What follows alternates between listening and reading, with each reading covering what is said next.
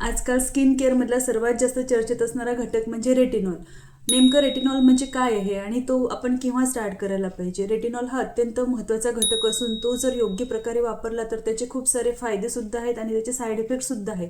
तर आजच्या या व्हिडिओमध्ये आपण रेटिनॉलविषयी माहिती घेणार आहोत की रेटिनॉल म्हणजे नेमकं काय असतं, त्याचं योग्य वापराची पद्धत काय, तो केव्हा सुरू करायला पाहिजे, त्याचे इफेक्ट्स काय, साईड इफेक्ट्स काय आणि कोणत्या वयामध्ये आपण रेटिनॉलचा वापर सुरू करायला पाहिजे, ह्या पद्धतीची माहिती आपण आजच्या व्हिडिओमध्ये सविस्तरपणे पाहणार आहोत. तर रेटिनॉल म्हणजे नेमकं काय असतं? रेटिनॉल हा व्हिटॅमिन एचा एक डेरिव्हेटिव्ह असतो आणि तो तुमच्या स्किनच्या डीपर लेवलला जाऊन तुमच्या स्किनचे सेल टर्नओव्हर वाढवतो, म्हणजेच तुमच्या स्किनचे कोलॅजिन प्रोडक्शनसुद्धा वाढवतो आणि त्यानुसार मग तुमच्या स्किनची जी डेड स्किन लेअर असते ती शेड ऑफ होऊन तुमच्या बेबी स्किनला अप्पर लेवलला आणत असतो आणि अशा प्रकारे तुमच्या स्किनला तजेलदार आणि यंगर लुक देत असतो. तर हा रेटिनॉल तुम्ही तुमच्या स्किनला जर फाईन लाईन्स असतील, रिंकल्स असतील, ॲक्ने स्पॉट असेल किंवा मग पिगमेंटेशन असेल, तर अनइवन स्किन टेक्स्चर असेल, तर अशा वेळेला आपल्याला रेटिनॉलचा वापर स्टार्ट करायचा असतो. पण रेटिनॉलचा वापर सर्वच रेटिनॉल हे सारखे नसतात. रेटिनॉल हा अत्यंत पोटंट असा एक इन्ग्रेडियंट आहे आणि तो डॉक्टरांच्या सल्ल्याने वापरणे फार गरजेचे असते.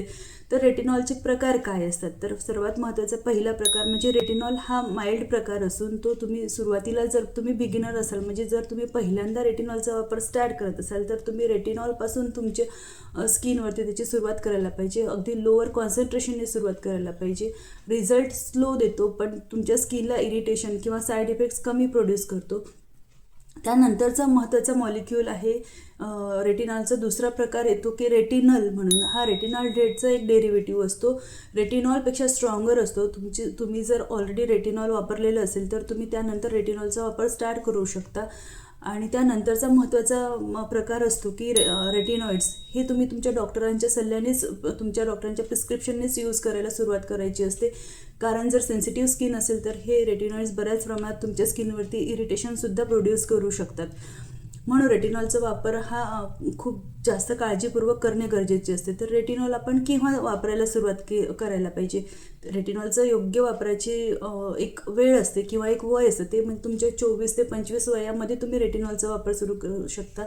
ह्या वयामध्ये तुमच्या स्किनचं कोलॅजिन प्रोडक्शन हे हळूहळू कमी होत जाते आणि अशा वेळेला तुमच्या स्किनला गरज असते ती रेटिनॉलची. तर वयाच्या 25व्या वर्षापासून तुम्ही रेटिनॉलचा वापर सुरू करू शकता. त्यानंतर रेटिनॉल वापरायचे कसे? तर रेटिनॉल वापरायची एक योग्य पद्धत असते. जर तुम्ही सुरुवातीला रेटिनॉलचा वापर सुरू करत असाल तर ते लो कॉन्सन्ट्रेशनमध्ये तुम्हाला त्याचं सुरुवात करणे गरजेचे असते. त्याचप्रमाणे रेटिनॉल हा रात्रीला वापरण्याचा मॉलिक्यूल आहे.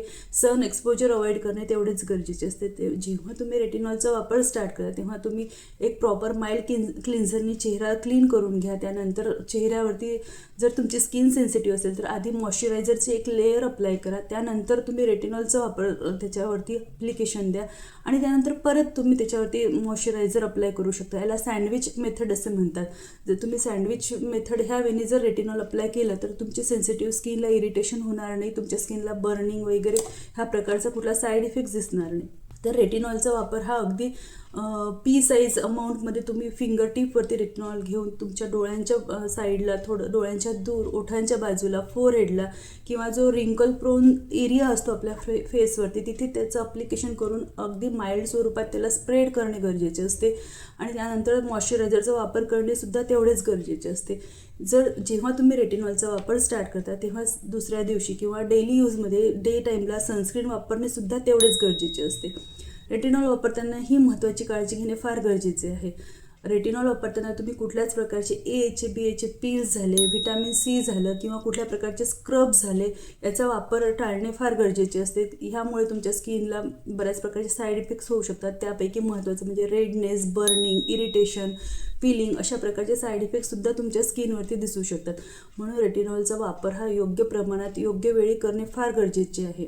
नंतर महत्त्वाचा मुद्दा येतो की रेटिनॉल कुणी वापरायला पाहिजे आणि कुणी अवॉइड करायला पाहिजे. तर रेटिनॉल जर तुम्ही ब्रेस्ट फिडिंग मदर असाल, प्रेग्नंट असाल किंवा तुमच्या स्किनवरती एक्झिमा असेल, तुमच्या स्किन बॅरियर डिस्टर्ब झालेलं असेल, अशा वेळेला तुम्ही रेटिनॉलचा वापर अवॉइड करायला पाहिजे. आणि जेव्हा केव्हा तुम्ही रेटिनॉल सुरुवात करता तेव्हा तुमच्या डॉक्टरांचा सल्ला घेणे आणि तुमची स्किनची टेस्ट करून घेणे हे फार गरजेचं असते. रेटिनॉलचा वापर स्टार्ट केल्यानंतर सुरुवातीच्या 2 आठवड्यामध्ये तुम्ही आठवड्यातून 2 ते 3 वेळेला रेटिनॉल तुमच्या स्किनवरती अप्लाय करू शकता. त्यानंतरच्या आठवड्यामध्ये तुम्ही अल्टरनेट डेला सुद्धा रेटिनॉलचा वापर करू शकता आणि त्यानंतरच्या पिरियडमध्ये तुमच्या स्किनच्या टेक्स्चरनुसार किंवा तुमच्या स्किन कंडिशननुसार तुम्ही रेटिनॉलचा वापर सुरू करू शकता.